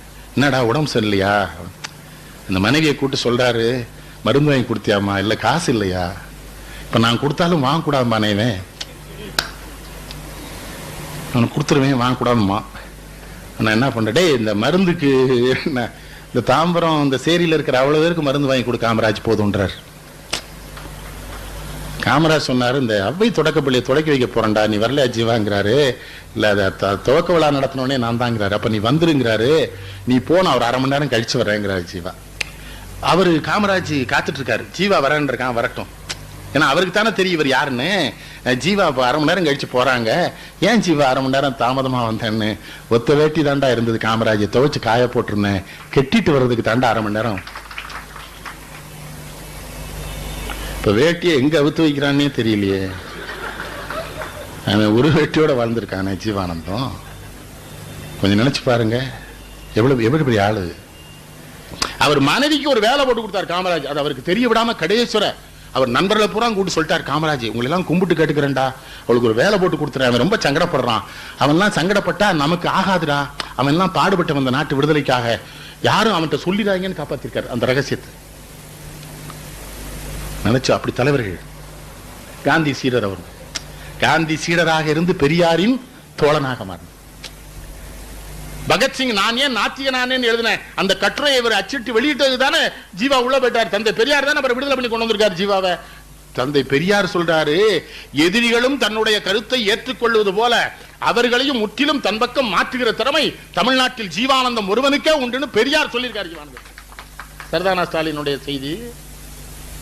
அவன் தலைவன் சாகிற வரை ஏழையா இருந்திருக்கான். எனக்கு என்ன இவங்களெல்லாம் பார்த்த ஆசை பெரிய ஆச்சரியம்னா, இருந்தவன்லாம் இழந்திருக்கான், இல்லாதவன் பூரா இல்லாதவனாவே செத்துருக்கான். அதான் அந்த தலைவர்கள். இருந்தவன்லாம் இழந்திருக்கான், இல்லாதவன்லாம் இல்லாதவனாவே தான். எப்படி ஆளு ஜீவானந்தம். கடைசியில என்ன ஆயிடுச்சுன்னா, தாம்பரத்தில் இருக்க அந்த நிலத்தை பூரா ஏழைகளுக்கு கொடுக்கணுங்கிறார் ஜீவா. அங்க ஒரு காங்கிரஸ்காரரு அவரு குறைய கொடுங்கிறாரு, ஜீவா கொஞ்சம் அதிகம் கேட்கிறாரு. அந்த காங்கிரஸ்கார வீட்டுக்கு யாரு முதலமைச்சர் காமராஜர் வர்றாரு, ஜீவா கூட்டு வாங்கடாங்க, ஜீவா வந்துடுறல. அப்ப அந்த காங்கிரஸ்கார தலைவர் காமராஜர் சொல்றாரு, ஜீவா சொல்றாருங்க நீங்க என் சட்டப்பையில இருக்கிறீங்கன்னு சொல்றாருன்னு. காமராஜ் கோவப்படல, சிரிக்கிறாரு. சொன்னானா அவன் சொல்லாம யார் சொல்றதுன்னு, நம்மள அவனுக்கு சொல்ல உரிமை இருக்குது சொல்றான். சரி, அடுத்த நிமிஷம் சிரிச்சுக்கிட்டே, நீ தான் எங்களை விட்டு போயிட்டே இல்ல, அப்புறம் நான் எப்படி உன் சட்டா பாக்கெட்ல இருப்பேன், இவன் பாக்கெட்ல தானே இருப்பேன், உனக்கு என்ன செய்யணும்னு சொல்லி என்கிட்ட. அப்ப சொல்றாரு ஜீவா, குண்டக்குடி அடிகளாரு காமராஜ் இந்த இது பரங்கி மலை பக்கம் ஒரு நிலம் தரேங்கிறாரு, இந்த விடுதலை போராட்ட வீரர்கள் இருக்கான தியாகி, இவனுக்கு பூரா அங்க ஒரு நகரம் அமைச்சு கொடுக்கலாம் நான் நினைக்கிறேன், நீ என்ன சொல்றேன்னு காமராஜ். உடனே காமராஜ், நல்ல திட்டம், நீ உடனே சாமியார்ட்ட பேச என்கிட்ட சொல்லு, நம்ம பண்ணிடுவோங்கிறாரு. 2வது நாள் ஜீவா இல்ல, மரணமடைவது போது மனைவிக்கு சொல்ல சொல்லிருக்காரு, பத்மாவுக்கு அடுத்து என்ன சொல்லிருக்கா தெரியுமா, காமராஜுக்கு போன் பண்ணிட்டு இருக்காரு. காமராஜுக்கு ஜீவானந்தத்தை சொன்னோமா நம்ம. ராய சொக்கலிங்க இருந்தார்ல தமிழ் கடல், அவங்க சொல்றாங்க கம்பன் கழகத்தில் நாட்டரசங்கோட்டையில இருந்து கும்பகர்ணன் பேசினார் ஜீவா, என்னால மறக்க முடியல, இந்த வருடம் அவர் வாயினால் கம்பன் கேட்க வேண்டும் என்று ஆசைப்பட்டேன், அவருக்குள் இறைவன் அவரை பறித்துக் கொண்டார். இலக்கியம் வாய்த்தது நந்தமக்கோர் மனித பிறவி நாவுக்கரசர் அடி, அந்த வரியில பேசப்படுறார் ஜீவா. மதுரையில கூட்டமே என்ன அத மாசியத்தோட சேர்த்து பேசினார் பாருங்க. எப்படி 10 பேர் இருந்தாலும் 3 மணி நேரம் பேசுவார். காரணம் சொல்வாரு, இவன் 10 பேர் 100 பேர்ட்ட சொல்லுவான், 100 பேர் 1000 பேர்ட்ட சொல்லுவான், எல்லாரும் வரணும்னு இருக்குப்பாரு. லாரி வச்சு கூட்டிட்டு வரலையே, இப்ப லாரி நிறைய தூக்கி போட்டு இந்த மாநாட்டிலயும் அவன் தான் இருக்கான், அந்த மாநாட்டிலயும் என்னடான்னு கேட்டான், அங்க 100 ரூபா கொடுத்தாங்க, 150 ரூபா கொடுத்தாங்க, நீ 200 கூட இங்கேயும் வர்றேன். வாங்குற ஒண்ணு முட்டாள் இல்ல, இவன் முட்டாள் நினைக்கிறான், அவன் தெளிவா இருக்கிறான். நம்மிடமிருந்து போன படம் நம்மிடம் வருகிறது, பல்வேறு வழிகளில் நாம் வாங்கிக் கொள்ள வேண்டியதான், இவனிடம் வாங்க வேண்டாம். ஜீவா ஒரு காந்தியடிகளின் சீடர். இந்த காமராஜ் என்ன இதுல ஒரு வித்தியாசம் பாருங்க. காந்தியடிகள் தன் குழந்தைகளை சரியாக கவனிக்கல, தேசத்துக்கு தந்தையா இருந்தார், தன் குழந்தைகளுக்கு தந்தையா இல்ல, தந்தை பெரியாருக்கு குழந்தைகளே இல்ல, ஜீவானந்தத்துக்கு கல்யாணமாய் குழந்தைகள் இருந்து தான் குழந்தை தன் குடும்பம் அவரும் இல்ல, காமராஜருக்கோ மனைவி இல்லை, எல்லாம் காந்தியின் சீடர்கள். இதுல 2 விஷயம், இதே கருத்துடையவர் தான் இந்த ஜீவானந்தம், தந்தை பெரியாருக்கு தான் காமராஜருக்கு, ஆனா அவர் காந்தியை விட்டு விலகல கடைசிவரன். அங்கே அவர் எப்படி ஆளு, முதலமைச்சரா இருக்கிறாரு, கார்ல புறப்படுறாரு, முன்னால சைரன் ஊதிட்டு போலீஸ் ஜீப் போகுது, நின்னுட்டாரு, அவனை நிறுத்த சொல்லு. ஜீப்பை கூப்பிட்டாரு, என்னான்னு, எதுக்கு சங்கு ஊதிட்டு போறேன்னு, நான் செத்தா போயிட்டேன் என்னான்னு, இல்லைங்க முதலமைச்சர் இருக்கான், இல்ல ஒண்ணு வேணான்னு, இந்த காருக்கு பெட்ரோல், டிரைவர், இன்ஸ்பெக்டர், இந்த செலவெல்லாம் எவன் கொடுக்கறது, மக்கள் வரி பணம்னு ஒவ்வொரு காசும் பார்த்து செலவழிக்கணும். போனி, எனக்கு ஒரு பயமும் கிடையாது, எனக்கு எந்த பாதுகாப்பும் தேவையில்லை, தனியா போவேன் போ. தனியாக வருகிற நேர்மை அவரிடம் இருந்தது, தனியாக வருவதற்கு நாணயம் அவரிடம் இருந்தது, தனியாக வருவதற்கு உண்மை அவரிடம் இருந்தது. ஆகவே தனியாக வர அச்சம் இல்லை. இப்ப சாமியாருக்கே 12 போலீஸ் பாதுகாப்பு, அவர் தான் நம்ம பாதுகாக்க போறாருன்றோம். நான் கேட்டேன், சாமி உங்களுக்கே 12 போலீஸ் பாதுகாப்பு வருது, நீங்க எப்படி எங்களை பாதுகாப்பீங்கன்னா, இந்த போலீஸை வைத்தே உங்களையும் பாதுகாப்பேன்கிறார் அவர்.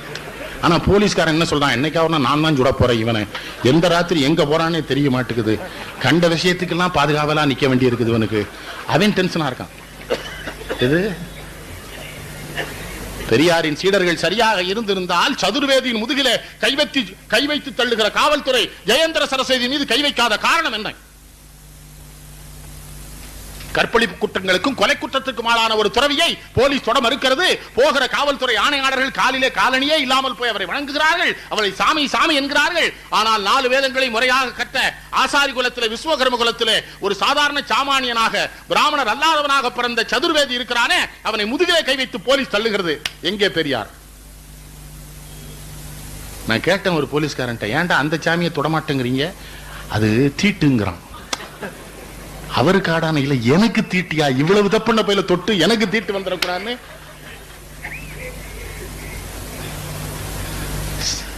போ. போலீஸ் திருச்செந்தூருக்கு வந்திருக்காரு பெரியவர் காமராஜ், டிவியில படுத்திருக்காரு, அவருக்கு தாங்க முடியல, காத்தே இல்லடா, கட்டில தூக்கி கடற்கரையில போட்டுட்டாரு. முதலமைச்சர் கடற்கரையில கட்டில படுத்து கிடக்கிறாரு.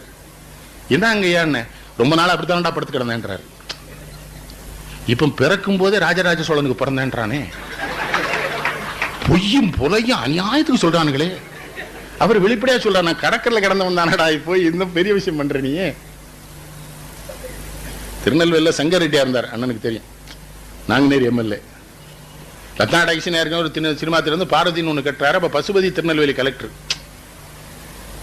நாளை கழிச்சு காமராஜர் திறக்க போறாரு முதலமைச்சர். கலெக்டர் லைசன்ஸ் கொடுக்க மாட்டேன்ட்டான், பெயிண்ட் காயில, வயரிங் சரியில்லை, தரமாட்டேன்ட்டான். எல்லா அரசியல் கட்சியும் தப்பான 1-2 பேர் இருப்பான்ல அந்த காலத்துல. அதுல ஒருத்தன் போய் கலெக்டர் முதலமைச்சர் காமராஜ் திறக்க வராரு தெரியுமான்னு இருக்கான். அவன் சொல்லிட்டான் கலெக்டரு, நான் நினைச்சா இப்ப கலெக்டர் ராஜினாமா பண்ணிட்டு முதலமைச்சரா வந்துருவேன், உங்க காமராஜ் நினைச்சா கலெக்டரா வர முடிய மாட்டான். என்னது இவர் வந்து இறங்கியாச்சு பெரியவர். என்ன தியேட்டர் திறக்கலாமா அப்படிங்கிற.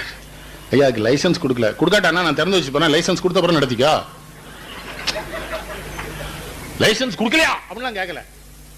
அப்புறம் அந்த ஐயா என்ன இந்த கலெக்டர் மரியாதை எல்லாம் பேசிட்டான், நீ அவனை மதிச்சியா? இல்லை இப்போ கேட்டேன் ஐயா என்ன சொன்னான்னு. நான் முதலமைச்சர் வரான்னு சொன்னேன். அது ஏன் சொன்னேன்னு, நீ வியாபாரத்துக்கு சினிமா தேட்டர் கேட்டிருக்க, ஒரு காங்கிரஸ் எம்எல்ஏங்க நான் திறக்க வந்திருக்கேன், அவன்கிட்டயும் போய் அதெல்லாம் சொல்றேன்னு என்ன சொன்னான்? நான் முதலமைச்சர் சொன்னேன். அவன் சொல்றான் ஐயா நான் ராஜினாமா விட்டு முதலமைச்சராரு, உங்க தலைவர் காமராஜ் நினைச்சா கலெக்டரா முடியுமான்னு கேட்காயான்னு. சிரிக்கிறாரு 10 நிமிஷம். கேட்டானா ஏண்டா என்ன கேவலப்படுத்திருக்கிறியான்னு. அவன் சொன்னது சரிதானே, நான் கலெக்டரா முடியுமாடா கூமுட்ட போயலங்கிறார். கூமுட்ட அவன் கேட்ட சரிதானே. அவர் என்ன பெருமைப்படுறாரு, இந்த ஜனநாயகத்தானடா நாங்கெல்லாம் சிறையில் இருந்தோம், இந்த ஜனநாயகத்திற்கு எவனும் நின்று வெற்றி பெற்று முதலமைச்சராக வர முடியும் என்கிற ஜனநாயகத்திற்கு சாதாரண குடும்பத்தில் பிறந்தவன் ஐஏஎஸ் வரணும்னு ஆசைப்பட்டான், வந்திருக்கானுங்க, அவன் சொல்றது நியாயம் தானே. இப்ப கலெக்டர் மர்டர் என்னது? இவரு இந்த சண்டாள மரணா காலையில காமராஜ் ஒரு முதலமைச்சர் இருந்த இடத்துல இருந்து மாவட்ட ஆட்சியரை கூட்டு விடலாம், இவரு பங்களாக்கு போயிட்டாரு பாளையங்கோட்டைக்கு. கலெக்டர் எதிர்பார்க்கல. ஒருத்தன் ஓடி போய் சொல்றான் சிஎம் வர்றாருன்னு. இவர் கலெக்டர் வெளியே வந்து நிற்கிறார். உள்ள போங்க தம்பி நான் வரேன், உங்களை பார்க்க தான் வர்றேன்னு. நீங்க படிச்ச பிள்ளைகள்லாம் நேர்மையா நாணயமா இருக்கணும், அதுக்கு தான் நாங்க ஜெயில கிடந்து வெந்தோம், நீங்க தப்பா நடந்துடக்கூடாது, நீங்க நடந்தான் சரி என்ன மாறிடாங்க, திருட்டு பேர் வந்து மிரட்டுவான், அதுக்கெல்லாம் மாறிடக்கூடாது, எனக்கு போன் பண்ணிருங்க, என்ன ஒரு காப்பி கொடுங்க, தம்பி படிக்குதா படிக்க வைங்க, கட்டுமா. முன்னால 100 கார் பின்னால 100 கார், எதுக்குடா போகுதுன்னு ஒண்ணுமே தெரியல. பின்னால 100 களவாணி முன்னால் 100 களவாணி தானே அர்த்தம், திருடம் போறான்.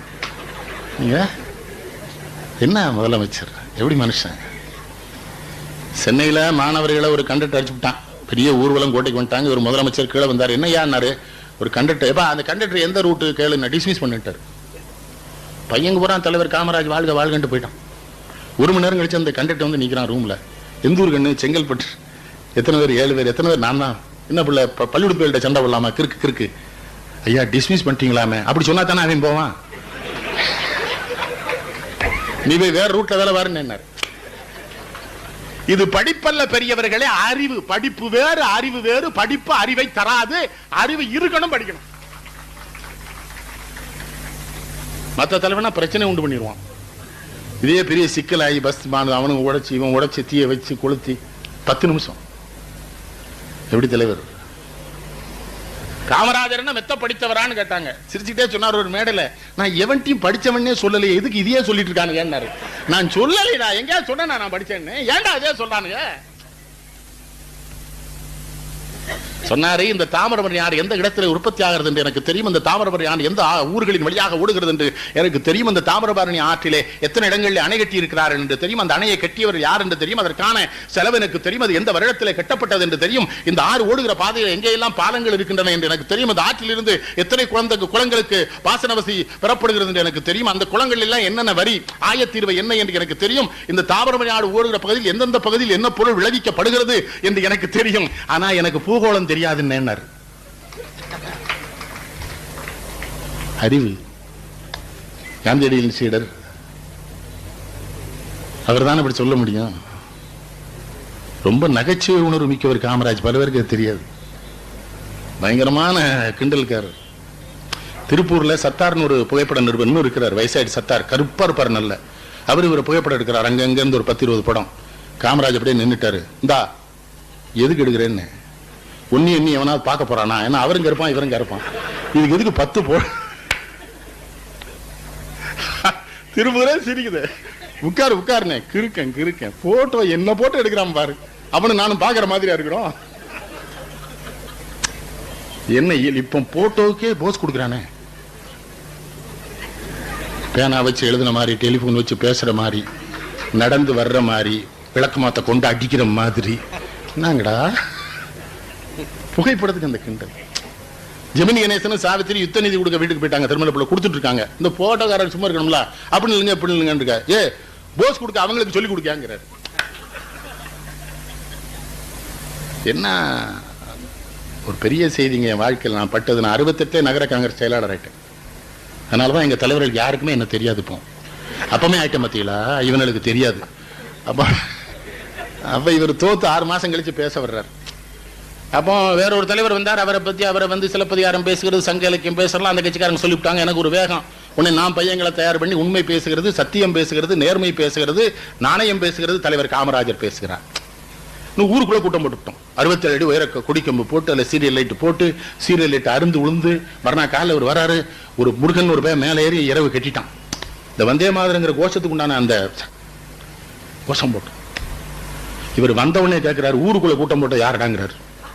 இது மாவட்ட தலைவர் தப்பிச்சிட்டாரு விவரமா. இந்த பையன்டாரு, என்ன உனக்கு அறிவு இருக்காருன்னாரு. அவங்க போட்டான். அவன் போடுவான்னு ஆத்து மணல்ல கூட்டம் போட்டா ஊர் மக்களுக்கு இடைஞ்சலா இருக்காது. எவன் அரசியல் கேட்க நினைக்கிறானா அவன் மட்டும் வருவான். ஊர் மக்களை இடைஞ்சல் பண்ணலாமா, போக்குவரத்து எல்லாம் பாதிச்சிருப்பேன். என்னடா சின்ன பையில முட்டா போயிடும். அப்புறம் இந்த முருகன் ராத்திரி குடி கட்டினால அவனை கொண்டு விட்டோம். வரட்ட ஒரு பொன்னாட போத்தணும்னு என்ன பண்ணான்னு ராத்திரி குடிக்கம்பு வந்து விழுந்துட்டு இவன் தான் விட்டாரு ஒரு அடி. அவனுக்கு நான் ஆத்துக்கே ஓடிட்டேன். அதுக்கப்புறம் நமக்கு நிக்கப்பட இருந்தாலும் இவனை பிடிச்சா ஏறின வயல இந்த அடி அடிக்காரு. நம்மள என்ன பண்ணுவாருன்னு சவாரி நிக்கவே இல்லை. நான் விட்டார் செவிட்டோட. அறிவு இருக்கான்னு மேல எழுந்து செத்தா உங்க அப்பாவுக்கு அம்மாவுக்கு யாருடா பதில் சொல்றது? ஊரான் விட்டு பிள்ளைகளை கொண்டு அந்த உடலை சடலங்களை படம் போட்டு ஓட்டு கேட்கிற எச்சில் புத்தி படைத்தவனாக தமிழக மக்கள் இருந்துவிடக் கூடாது என்பதற்காக தன் தொண்டனிலே ஒருவன் இறந்து போனால் அவன் தாய்க்கும் தந்தைக்கும் பதில் சொல்வது யார் என்று கேட்ட தலைவன் காந்தி சீடன். நான் 2 மணி நேரம் கழிச்சா போனேன் உள்ள. ஆனா சிரிப்பு வந்து அதுக்குள்ள சிரிச்சார். குறுக்கு போய் நான் ஒன்னும் ஏற சொல்ல சரி, அவன் ஏறும்போது தடுத்துக்கலாம்ல. அதே மாதிரி அவர் சொன்ன மாதிரியே கூட்டத்தில் கலாட்டா வந்துட்டு அவருக்கு தெரிஞ்சிருக்கு பாருங்க அனுபவம். எழுந்துச்சு போனாருங்க. இந்த ஆம்பளை எல்லாம் அப்படியே இருந்தேன், பொம்பளைகள் போட்டு அப்புறம் போனாரு. கட்டுப்பட்டது கூட்டம். எனக்கு இந்த காந்திட்ட பெரிய ஆச்சரியம் தெரியுமா? மகாத்மா காந்திட்ட ஒத்த வேட்டி இடுப்புல அந்த கிழவனுக்கு மேல ஒண்ணும் கிடையாது. பெரிய ஒன்னும் சல்மான் கானும் கிடையாது, அந்த ஆள் வந்து ஷாருக் கானும் கிடையாது, அமிதாப் பச்சனும் கிடையாது, குறைஞ்சபட்சம் தனுஷ் கூட கிடையாது. அந்த ஆள் வந்து அந்த காந்தி ஒரு 5000 பேர் கூட்டத்தை அந்த ஒரு கிழவன் பேசி உட்கார்ந்து வச்சிருந்திருக்கான ஒரு சத்தம் இல்லாம. அந்த சக்தி இல்லையா? சௌரி சௌரால ஒரு போலீஸ் ஸ்டேஷன் எரிச்சிட்டாங்க போராட்டத்தில். அதுக்கு என்ன பண்றாரு காந்தியடிகள்?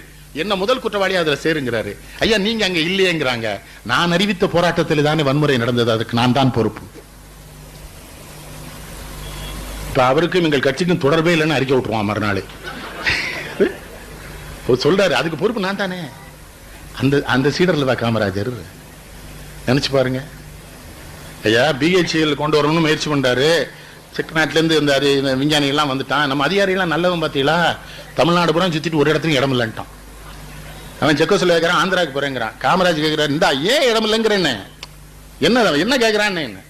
இல்லையா ரயில்வே தண்டவாளம் பக்கத்தில் இருக்கணுங்கிறாங்க. அப்புறம் பெரிய காலி, அப்புறம் பக்கத்துல தண்ணி ஆறு வேணுங்க. அவ்வளவுதானே. திருவெரும்பூர் இருக்குல்ல திருச்சியில, அதை காட்டேங்கிறார். அதுல வந்துதான் பிஹெச்எல் இப்ப விற்க போறோம். அது வேற விஷயம் வச்சுக்கிடுங்களேன்.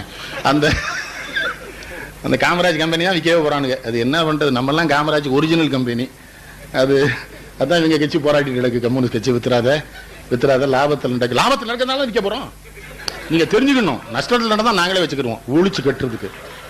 என்ன பண்ண பசியே தெரியாதவன் எல்லாம் பொறுப்புல வந்திருக்கான். என்ன பண்றது? புரிஞ்சுக்குவீங்கன்னு நினைக்கிறேன். அந்த பிஹெச்எல் கொண்டு வந்தாரு. அவருக்கு தெரியுங்க அதிகாரி என்ன பண்ணுவான்னு. ஏன்னா அதிகாரி பூரா வேற செட்டப்ல இருந்து வந்தவனா, இவர் புதுசா முதலமைச்சரா வந்துட்டாரா, மிகவும் பிற்படுத்தப்பட்ட இனத்துல ஒடுக்கப்பட்ட இனத்துல இருந்து வந்துட்டாரா, படிக்காதவரா, இவர் ஏமாத்திலாம் அவன் நினைச்சான். அவர் ஏமாறுறவரா? திருநெல்வேலிக்கு வந்திருக்காரு. அம்பாசமுத்திரத்துல அரிஜன மக்கள் சொல்றாங்க, வணக்கம் என்னன்னா எங்களுக்கு ரோடு இல்லையா? ரோடா? சரிண்ணே. ரோடு போடக்கூடாதுங்கிறதுக்கு ஒரு இன்ஜினியர் இருப்பான், அவனை கூப்பிடுங்கிறாரு. என்ன அனுபவம் பாருங்க, அறிவு. அந்த இன்ஜினியர் வந்தார், பேர சொல்ல வேண்டாம், வந்தாரு. இந்த ஏதோ ரோடு கேட்கறானே, அது போட முடியாது யான்னு. நீ சொல்லுவேன்னு சொல்லிட்டேன், அவங்கள்ட்ட ஏற்கனவே சொல்லிட்டேன். அதுக்கு தானே உனக்கு சம்பளம் கொடுக்குறோம். போட முடியாது. ஏன் முடியாது? ஐயா அது பஞ்சாயத்து போர்டுக்கு சொந்தம், அவ்வளவுதானே. உனக்கு பிடபிள்யூக்கு அரசாங்கத்துக்கு சொந்தமாக அவ்வளவுதானே. எப்பா அந்த பஞ்சாயத்து போர்டத்தில் திருமலத்தவரை கூப்பிடு, அஜெண்டா ஐடி அங்கேயே எழுதி, அங்கேயே கையெழுத்து போட்டு, அங்கேயே அவன் கிராம municipal, revenue inspector, tahsildar, collector அவ்வளவு கையெழுத்தையும் போட்டு சொன்னாரு. 6 மாசத்துல வருமே ரோடு இருக்கணும். இப்ப தினமணியில் ஒரு பையன் கார்ட்டூன் போடுறாரு, நல்லா போடுறாரு, அவர் நல்லா போட்டிருக்காரு. எல்லா காரும் இந்தியாவுக்கு வந்துட்டு ரோடு தான் போடணும்ங்கிறான். கார்ட்டூன் படிச்சலாம். மதி நம்ம பிள்ளைலாம் எவ்வளவு அறிவா இருக்கான் ஐயா. எல்லா காரும் வந்துட்டுங்க, உலக கார் பூரா வந்துட்டியா, ரோடு தான் ஏன் போடணும், என்ன பண்றதுன்னு. எப்படி தலைவர், காந்திட்ட வளர்ந்தவர் இல்லையா? திண்டுக்கல்ல ஒரு பெரிய இஸ்லாமியர் நூற்பாலை வைக்கணும்னு கேட்டாரு. இவர் என்ன பண்ணிட்டாரு, இவர் வெங்கட்ராம CS எல்லாரும் சேர்ந்து திண்டுக்கல்ல இருந்து 60 கிலோமீட்டர் தள்ளி ஒரு கிராமத்துக்குள்ள கொடுத்துட்டாங்க அனுமதி. நான் ஆர் வெங்கட்ராமட்ட ஒருத்தர் கேட்டேன், என்னங்க இப்படி பண்ணிட்டீங்க, ஏன் உள்ள கொடுத்தீங்கன்னு. அவர் சொல்றாரு, இல்ல காமராஜ் சொன்னாரு, அந்த மில் முதலாளிட்ட சொல்லிட்டாரு, உனக்கு கரண்ட் நாங்க சப்ளை பண்ண முடியாது, நீயே போஸ்ட் நட்டு கரண்ட் எடுத்துக்கோன்னு சொல்லிட்டாரு. எதுக்குன்னு, அவன் போஸ்ட் நட்டு கரண்ட் எடுத்துருவான்ல, அப்புறம் எல்லா கிராமத்துக்கும் நாங்க அதுல இருந்து கனெக்ஷன் கொடுத்துருவோம். பணக்காரன் பணத்தை எப்படி, இதுக்கு எதுக்கு IAS படிக்கணும்? நிர்வாகம் என்பது இங்க இருக்கணும் மூளையில. நான் காமராஜ்கிட்ட பார்த்தோம், அது நேர்மை நாணயம் ஒழுக்கம் தப்புங்கிறதே கிடையாது. தோத்து போயிட்டாரு, நாங்கெல்லாம் போய் அழுதுகிட்டு இருக்கோம். சிரிக்கிறாரு, என்ன எதுக்கு அழுற, தோத்துடுச்சுன்னு. போன தடவை அவன் தோத்தாம் இல்ல, உட்ரா டே. நம்ம தோத்துருக்கோம்னா என்ன சிந்தை, நம்ம தோத்தனால என்ன பெருமை தெரியுமா? நாம் கொண்டு வந்த இந்த ஜனநாயகத்தை, நாம் பெற்றுத்தந்த விடுதலையை கேலி செய்தவர்கள், நாம் கள்ளவாக்குகள் போட்டு வெற்றி பெறுவோம் நம்மை கேலி செய்தவர்கள் வெற்றி பெற்றிருக்கிறார்கள் என்றால், நேர்மையை நாணயத்தை இந்த விடுதலையும் ஜனநாயகமும் தந்திருக்கிறது. நாம் நேர்மையானவர்கள் என்று உணர்த்தி இருக்கிறோம். நான் தோற்றிருக்கிறேன் என்று தீர்ப்புக்கு தலைவனுங்கிறேன். 6 மாசம் பேசிட்டு முன்னால வெடி கொளுத்தி போய் தீர்ப்புக்கு தலைவனுங்கிறேன். 6 மாசம் ஒரு படையாச்சு விமர்சனம் பண்ணல உள்ள. ஏன் அவன் அடிக்க போற, வெடி போடுறான், போன தடவை நீ போட்டு இல்லைங்கிறாரு. போடுறான், நீ போடாம இருந்து கேளு.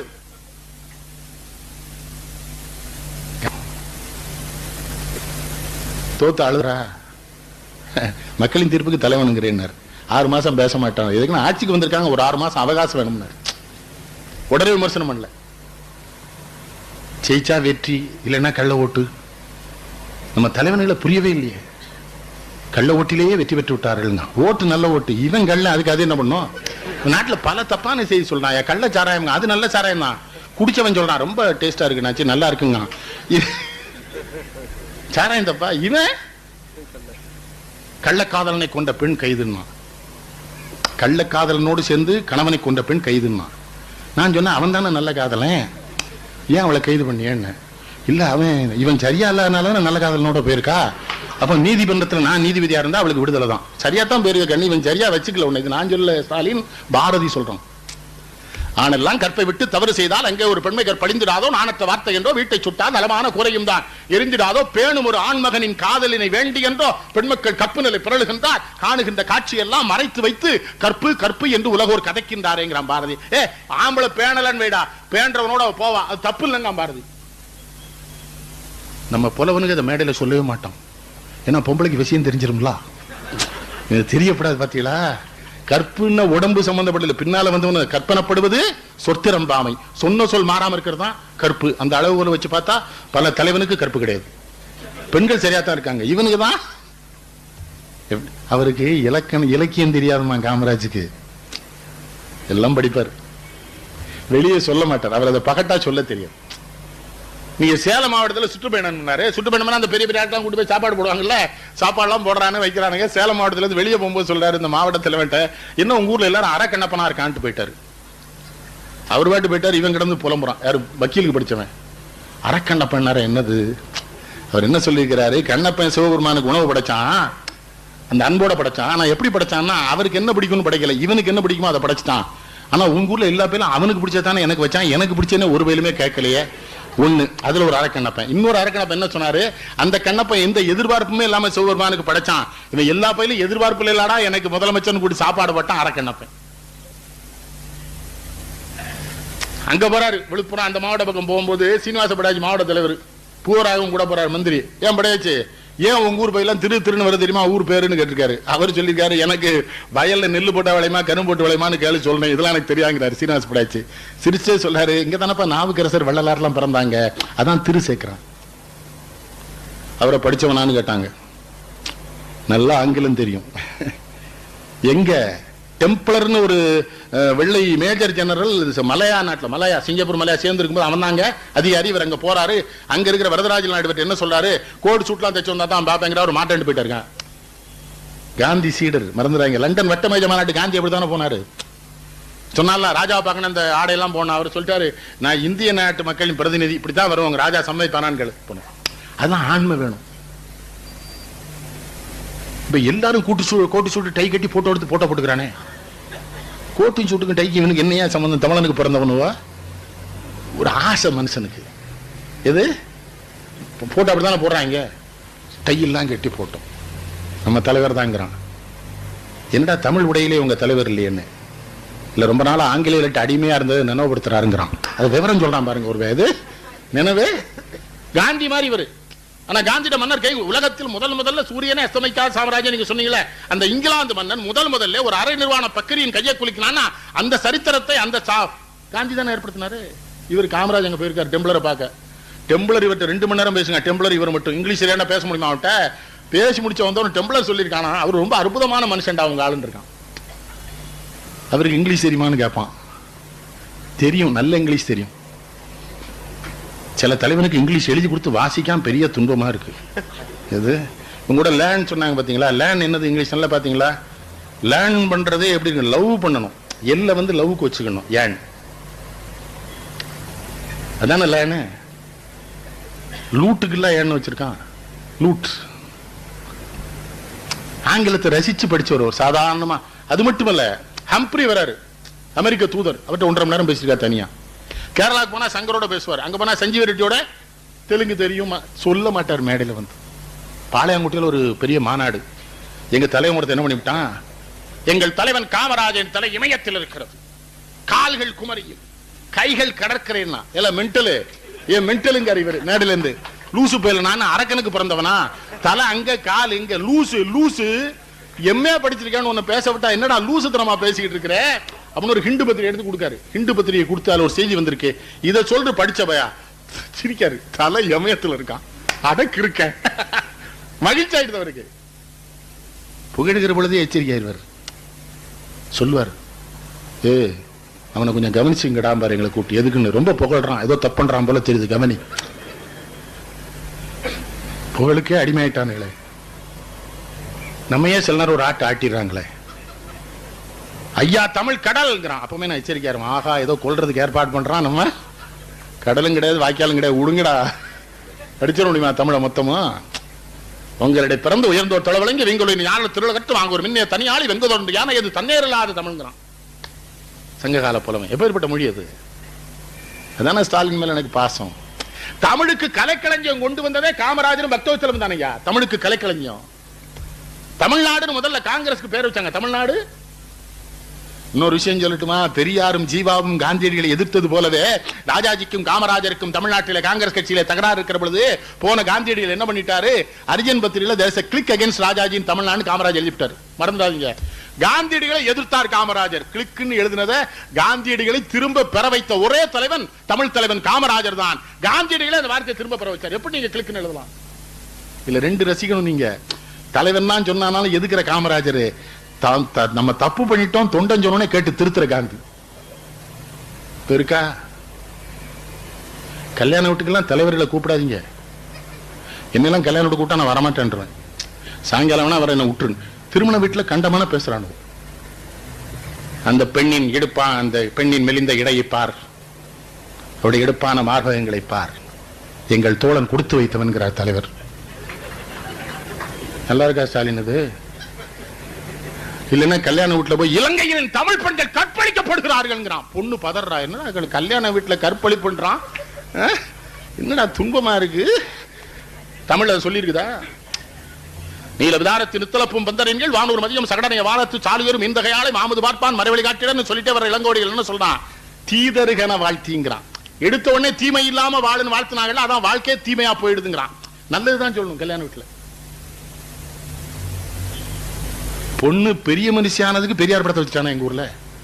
அவர் இதெல்லாம் கேலி பண்றவரு, எல்லாம் தப்புன்னு சொல்ல. அது இயற்கை மாற்றம். இது கேண்டா பெரிய விஷயம் போட்டு தட்டிய வச்சு அதை வச்சு ஒரு 10 குடம் தண்ணி அந்த சின்ன பிள்ளை மேல ஊத்தி ஒரு பட்டுச்சேலை அது மேல கட்டி அந்த புள்ள பதறும். பார்த்திபன் ஒரு படத்தை, இந்த பார்த்திபன் கொஞ்சம் நல்லா காட்டுவான், ஒரு படத்துல காட்டுவான். அதை எந்திரிச்சு போமா நீ போய் விளையாடு, கிறுக்குத்தனம் பண்ணதானுங்கன்றான்.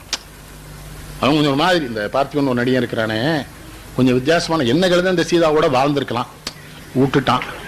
அது ஒன்றும் தப்பு இல்லை. சீதா வந்து ஆனந்தத்தில் நடிக்கிற பையனோட வாழ்றதுன்னு முடிவு பண்ணிடுது, அதுவும் தப்பு கிடையாது. இப்ப என்ன உங்களுக்கு தோணும், இவ்வளவு தீமை எப்படி படிச்சான்னு நினைக்கிறீங்களா? அதான் நான் படிச்சுக்கிட்டே இருப்பேன். ஏன்னா எல்லா காலையில தினகரன், தினத்தந்தி, தினமலர், தினமணி, இந்தியன் எக்ஸ்பிரஸ், ஹிந்து எல்லாம் வந்துடும். குமுதம் ரிப்போர்ட்டர், ஜூனியர் விகடன் சகலதும் படிப்பேன். நான் படிக்காத பத்திரிகை கிடையாது. எல்லா பத்திரிகையிலும் ஒரு நல்லது இருக்கும். பையா கவர்ச்சி கவர்ச்சி கவர்ச்சி இல்லைன்னு சொன்னாங்க. ஏன் இலக்கியத்தில் கவர்ச்சி இல்லை? இருக்குது, நம்ம சொல்றது இல்லை. ஆனா கவர்ச்சியை பாண்டவன் பூரா ஜாமியார். நீங்க அதுதான் சங்கடம். இளங்கோவடிகள் துறவி தானே. என்ன ஸ்டாலின் முதலிரவு அவனை மாதிரி எவனும் பாடலையே. மாசரு பொன்னேங்கிறான், வலம்புரி முத்தேங்கிறான், காசரு விரையேங்கிறான், கரும்பே தேனே அரும்பலர்பாவா யாருயிர் மடந்தாய் பெருங்குடி வணிகன் பெருமட மகளை அலையிட. என்னது வணிகன்? பாத்தீங்களா? உள்ள வந்து இன்னொன்னு, இந்த வணிகத்தை சார்ந்துதான் ஓம வரும். சில பேர் வீட்டுக்காரே வச்சு பண்ணியும்பான், வியாபாரம் தான் இருக்கும். நீங்க அவனை இவன் தங்கம் விற்கிறவனா அவளை பார்த்த உடனே மாசரு பொண்ணு. இந்த பிள்ளை தலையை கவர்ந்த பிள்ளைக்கு சிரிப்பு வந்துருச்சு. சிரிச்சு ஏன்னா முதல்ல கனவை வர்ணிக்கிறான், சிரிச்சது இல்ல வலம்புரி முத்தேன்னு. அப்பெல்லாம் பெண் நடந்து வரமாட்டா. இவன் போய் அப்படி அணைச்சு கூட்டு வரான், உச்சந்தலையை மோந்து பாக்குறான், காசரு விரையேன்னா இந்த அகில்லாம் போட்டு. அப்புறம் கரும்பேன்னா. இதெல்லாம் நான் விளக்க முடியாது. கரும்பை எப்படி சாப்பிடணும் உங்களுக்கு தான் தெரியும். இப்ப அது கூட சாப்பிட முடியாம மிஷின்ல விட்டுலாம் குடிக்கான் எல்லாரும்.